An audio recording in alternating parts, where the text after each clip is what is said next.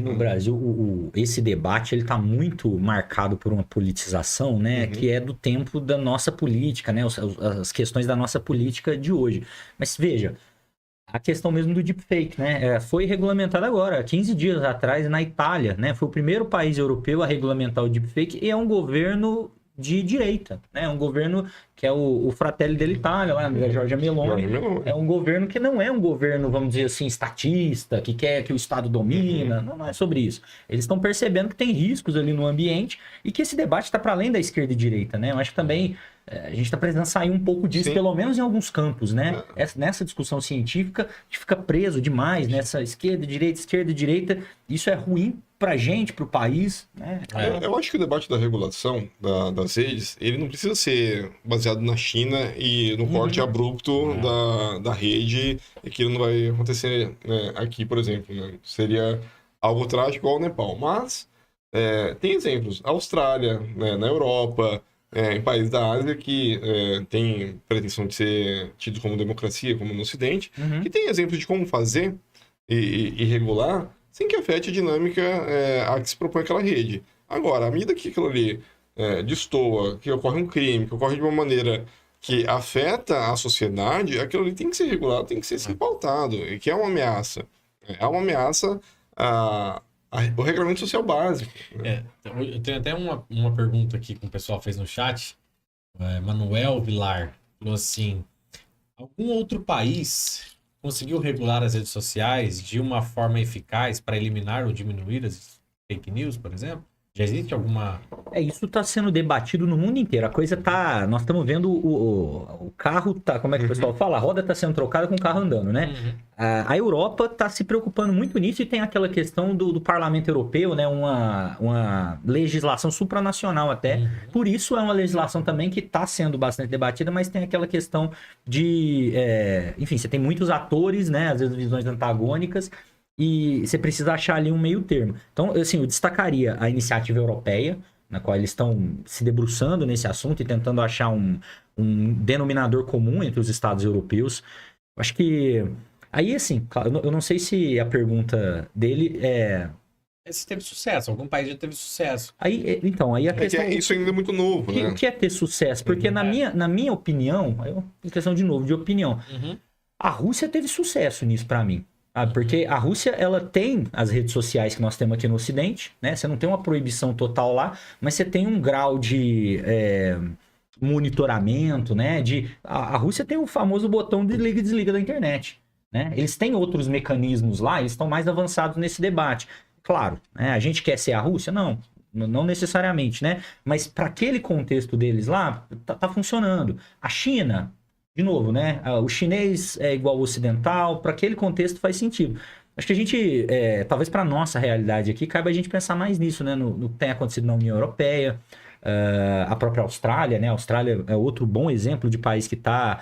A Austrália, por exemplo, ela tem tido uma legislação bastante rigorosa, né, em relação ao uso das redes sociais, principalmente com a questão de jovens e adolescentes. Eles estão puxando o tema primeiro para esse assunto. Exato. Na Europa também, né? Assim, colocando ali impedimentos de que esses jovens acessem as redes e tenham realmente conta de uma maneira a cercear mesmo que esses jovens se percam ali, né, em determinados tipos de assuntos, sem problemas ali que não são nossos. E aí, o que é a questão?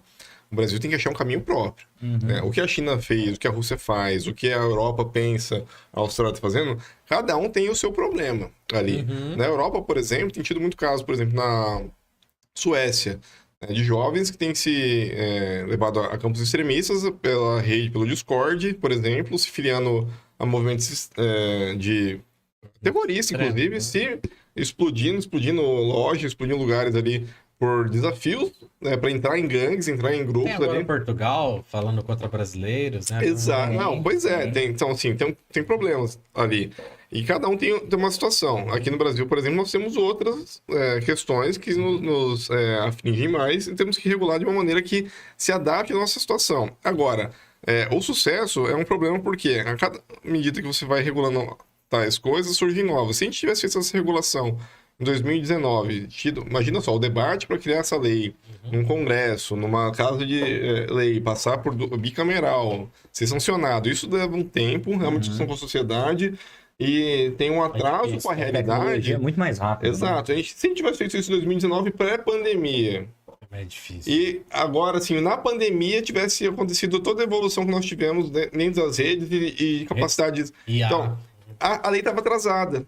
Já não serviria. Tá. Daí, se a gente faz isso em 2024, por exemplo, se a gente regulou no passado, esse ano surgiu um deepfake, coisas mais avançadas ainda. Não tem como acompanhar. Não tem. Então, assim, tem que ser algo que tenha uma função do estado da arte, que a gente consiga regular o que nós temos e de uma maneira que a sociedade esteja ciente de que aquilo ali é de uma maneira a beneficiar e não a agredi-la.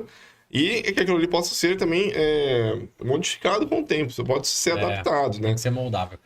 Mas é difícil. Sim, é um debate intenso, mas precisa ser feito. É muito complexo, é difícil. O Brasil tem coisas ainda bem mais básicas a serem debatidas do que esse tipo de coisa. Só para pegar um outro exemplo, ainda tentando responder a pergunta, né? A Índia e a China têm uma rivalidade histórica, né? São países que são rivais, apesar de estarem dentro do BRICS, né? Em fóruns de cooperação ali também. Mas a Índia, nos últimos anos, tem banido muitos aplicativos chineses, né? Justamente nessa lógica que nós falamos no início da conversa, de que a Índia não quer que os dados dos seus cidadãos, inclusive dados de autoridades, dados sensíveis, estejam na mão dos chineses. Isso para eles é a receita de sucesso. Isso é o que faz sentido na realidade deles, né? É uma realidade onde o TikTok tem que ser controlado lá, né? Onde as redes chinesas têm que ser controladas. Estou assim, só citando esse exemplo porque algo está sendo feito lá, sabe? As coisas estão andando e de repente aqui pra gente fala, pô, mas está proibindo, né? Porque a Índia de fato baniu, né? Proibiu mesmo. E muitas vezes a gente aqui é mais resistente com esse tipo de coisa, né? Mas para a realidade deles ali, o pessoal percebeu que era esse o caminho que fazia mais sentido. É complicado. E esse é o problema da Índia, não é o nosso. Sim. Eles se resolvam lá. Com a China, né? Exato. Com os chineses. E os russos que achem maneira de também, se achar que tá bom ou não, é o problema deles. Nós temos os nossos. Agora, não podemos deixar de fazer o debate.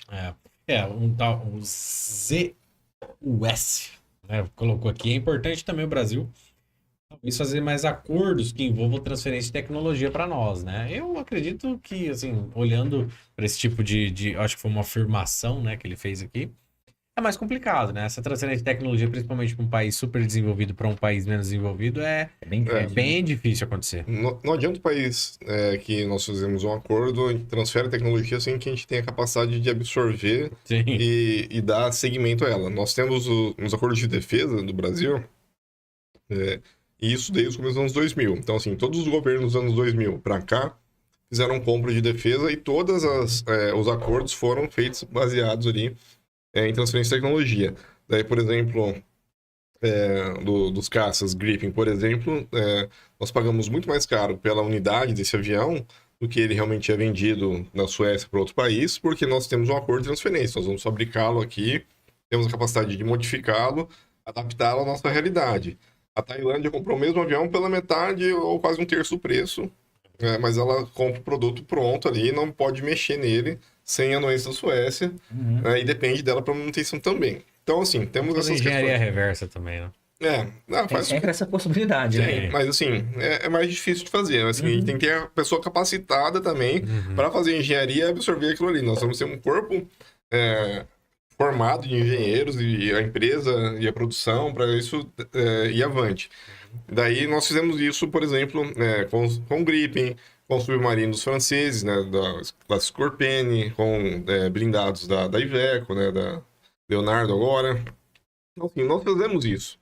Agora, a questão é o que a gente já comentou. Nós damos sequência à produção, continuidade, né, a questão fabril. Os submarinos, por exemplo, nós fizemos a compra de 4 Scorpene da França para fabricação lá em Itaguaí, no Rio de Janeiro, e para capacitar os engenheiros a fabricar as peças que dariam forma ao nosso primeiro submarino. Isso seria, em tese, um primeiro lote. Isso foi feito no governo Lula 2008, governo Lula 2, 2008. E depois disso, em tese, teria que ser feito um adendo nesse contrato para a fabricação de mais 2 ou 4 submarinos convencionais, né, diesel-elétrico, para também conseguir proporcionar a continuidade da produção, o corpo de engenheiros continuar ali na linha de produção, formados e capacitados ali nessa fábrica de submarinos, e o submarino nuclear também dá continuidade para não ser um só. Quem tem um submarino nuclear sozinho não tem nada. Não adianta ter um só. Né? Ele vai entrar em manutenção. A Inglaterra tem 5 submarinos. 2 funcionam plenamente e os outros 3 em manutenção. E raramente está todo mundo funcionando ou está realmente com o submarino disponível. O Brasil com um só, né, em pouquíssimo tempo aquilo ali entra em colapso pelo uso contínuo. Né? Tem que ter... O equipamento militar não é assim.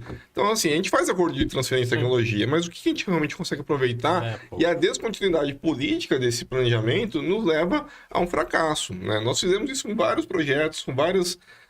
temos casos de sucesso? Temos casos de sucesso, mas em grande parte, nossa transferência de tecnologia tem sido perdida pela ineficiência da absorção dessa tecnologia e a continuidade da produção no Brasil. Às vezes os acordos até saem, né? Saem, mas não tem efetiva. Saem, pagamos caro por eles e depois muda o governo, muda o financiamento, muda o padrão ali do... A gente volta na mesma problema. Sim, a gente tá dando cachorro... Tá dando volta.